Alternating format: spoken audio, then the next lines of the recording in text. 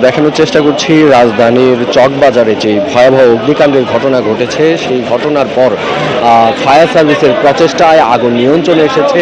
Fire সার্ভিসের কর্মী যারা রয়েছেন, সদস্য যারা রয়েছেন, আগুন নিয়ন্ত্রণ করে তারা সেই পুরা ভবন থেকে বেরিয়ে যাচ্ছে এবং এখানে যেই পানির লাইনগুলো আছে সেগুলো কিন্তু এখন বন্ধ করে দেওয়া হবে, এমনটাই কিন্তু জানিয়েছেন। দর্শক, আমরা আপনাদেরকে দেখানোর চেষ্টা করছি এই যে রাজধানীর ব্যস্ততম একটি জায়গা হচ্ছে চকবাজার।